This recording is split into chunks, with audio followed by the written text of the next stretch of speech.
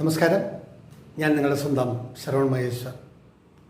Spark media അവതരിപ്പിക്കുന്ന കാലമേ പാർവതിയോട് പറയൂ എന്ന 101 കവിതകളടങ്ങിയ സമാഹാരത്തിലെ ഒരു കവിതയെക്കുറിച്ചിട്ടാണ് ഞാനിപ്പോൾ നിങ്ങളോട് പറയാൻ ഉദ്ദേശിക്കുന്നത്.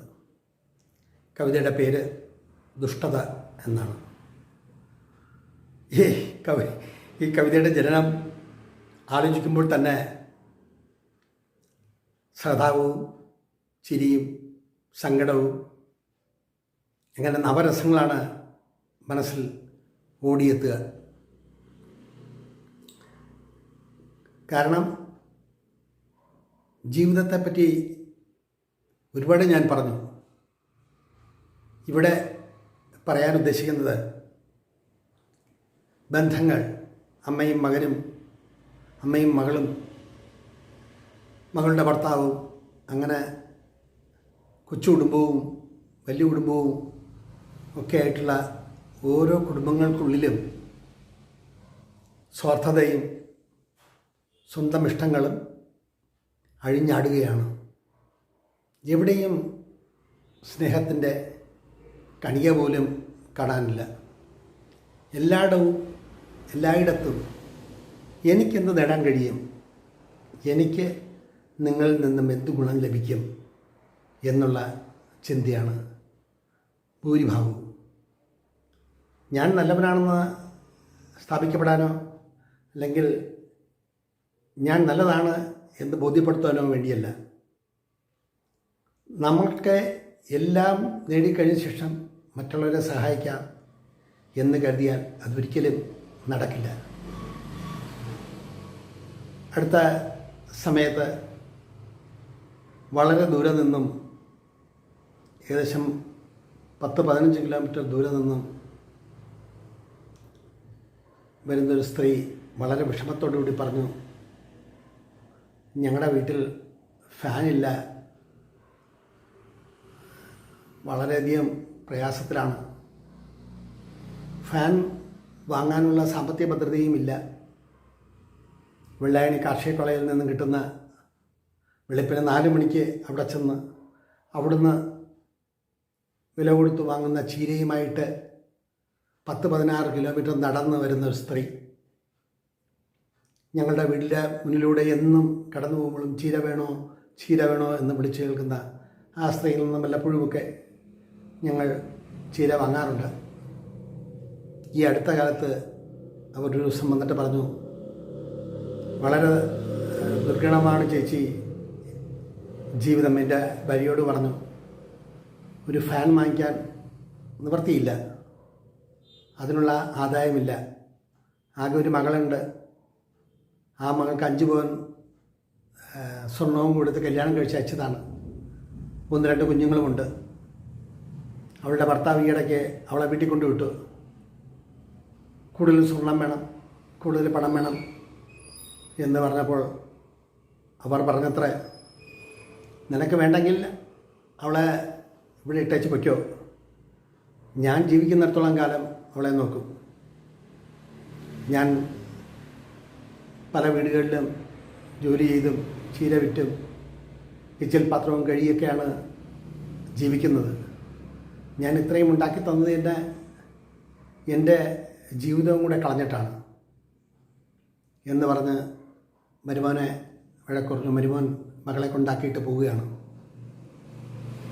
ദിവസങ്ങളും ആഴ്ചകളും മാസങ്ങളും കടന്നിട്ടും മകളെ തിരികെ പറഞ്ഞു വിട്ടില്ല ആ അമ്മ മനസ്സ്.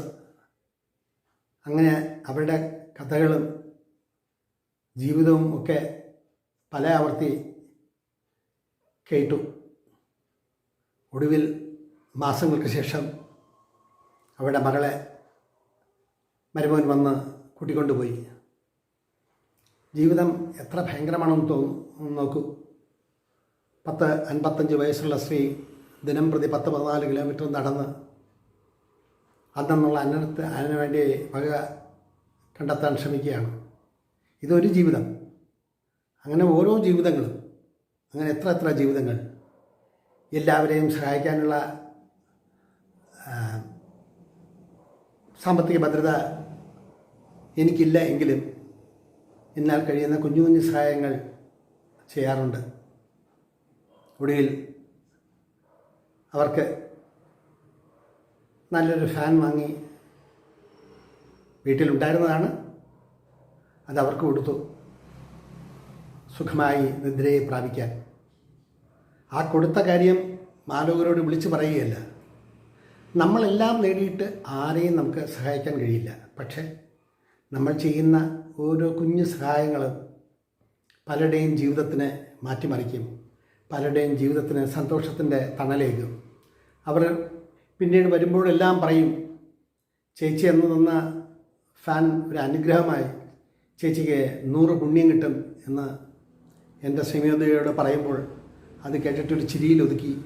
എങ്കിലും ആ സ്ത്രീയുടെ ജീവിതം എത്ര വിഷമം നിറഞ്ഞതാണ്. ആരെയും നമ്മൾ സഹായിച്ചിരുന്നാലും തിരികെ നമ്മളൊന്നും പ്രതീക്ഷിക്കില്ല.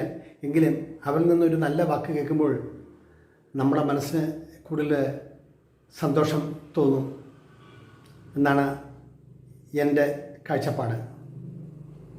ദുഷ്ടതകളുടെ കേളി നിലമായി മാറിക്കഴിഞ്ഞു ഈ ഭൂതലം. എവിടെ തിരിഞ്ഞാലും പ്രയാസങ്ങളും ദുഃഖങ്ങളും മാത്രമേ കാണുന്നുള്ളൂ. എന്തുകൊണ്ടാണെന്നറിയില്ല. അങ്ങനെ ഒരു നിമിഷത്തിൽ ഞാൻ എഴുതിയ കവിതയാണ് ദുഷ്ടത. ആ കവിതയിലെ ഏതാനും വരികൾ നിങ്ങളെ വായിച്ച് കേൾപ്പിക്കാം.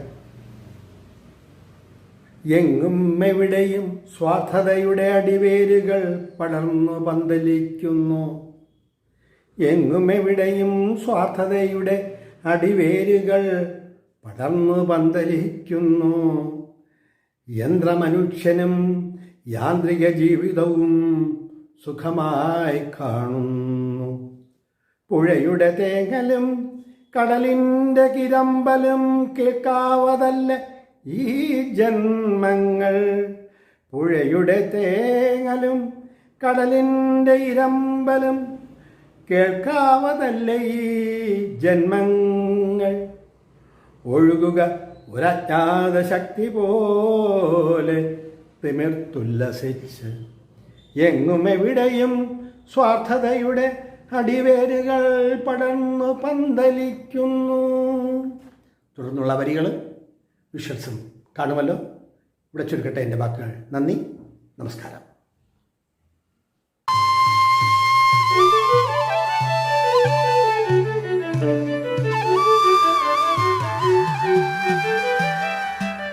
എങ്ങും എവിടെയും സ്വാർത്ഥതയുടെ അടിവേരുകൾ പടർന്നു പന്തലിക്കുന്നു. യന്ത്രമനുഷ്യനും യാന്ത്രിക ജീവിതവും സുഖമായി കാണുന്നു. എങ്ങും എവിടെയും സ്വാർത്ഥതയുടെ അടിവേരുകൾ പടർന്നു പന്തലിക്കുന്നു. യന്ത്രമനുഷ്യനും യാന്ത്രിക ജീവിതവും സുഖമായി കാണുന്നു. പുഴയുടെ തേങ്ങലും കടലിൻ്റെ ഇരമ്പലും കേൾക്കാവതല്ല ഈ ജന്മങ്ങൾ. പുഴയുടെ തേങ്ങലും കടലിൻ്റെ ഇരമ്പലും കേൾക്കാവതല്ല ഈ ജന്മങ്ങൾ. ഒഴുകുക ഒഴുകുക ഒരജ്ഞാത ശക്തി പോലെ തിമിർത്തുല്ലസിച്ച് ഒടുവിൽ എത്തപ്പെടുന്നതോ അജ്ഞാതമാം കയത്തിലും. ഒഴുകുക ഒഴുകുക ഒരജ്ഞാത ശക്തി പോലെ തിമിർത്തുല്ലസിച്ച് ഒടുവിൽ എത്തപ്പെടുന്നതോ അജ്ഞാതമാം കയത്തിലും. കണ്ടുകൊള്ളുക ഈ ചീർത്ത മുഖവും അഴുകിയ ശരീരവും. കണ്ടുകൊള്ളുക ഈ ചീർത്ത മുഖവും അഴുകിയ ശരീരവും. എല്ലാം അവസാനിച്ചെന്നു കരുതുന്ന നിമിഷത്തിലെ അവസ്ഥ. കണ്ടുകൊള്ളുക ഈ ചീർത്ത മുഖവും അഴുകിയ ശരീരവും. എല്ലാം അവസാനിച്ചെന്നു കരുതുന്ന നിമിഷത്തിലെ അവസ്ഥ. ഓങ്കാരപ്പൊരുളിൻ്റെ ശക്തിവൈഭവം മറക്കുന്ന മാനവകുലം. ഓങ്കാരപ്പൊരുളിൻ്റെ ശക്തിവൈഭവം മറക്കുന്ന മാനവകുലം. ഒന്നുമല്ലാതെ വന്നുപോയി തിര പോലെ തീരത്തെ അമർന്ന്. ഓങ്കാരപ്പൊരുളിൻ്റെ ശക്തിവൈഭവം മറക്കുന്ന മാനവകുലം. ഒന്നുമല്ലാതെ വന്നുപോയി തിര പോലെ തീരത്തെ അമർന്ന്. എങ്ങുമെവിടെയും സ്വാർത്ഥതയുടെ അടിവേരുകൾ പടർന്നു പന്തലിക്കുന്നു. യന്ത്രമനുഷ്യനും യാന്ത്രിക ജീവിതവും സുഖമായി കാണുന്നു. പുഴയുടെ തേങ്ങലും കടലിൻ്റെ ഇരമ്പലും കേൾക്കാവതല്ല ഈ ജന്മങ്ങൾ.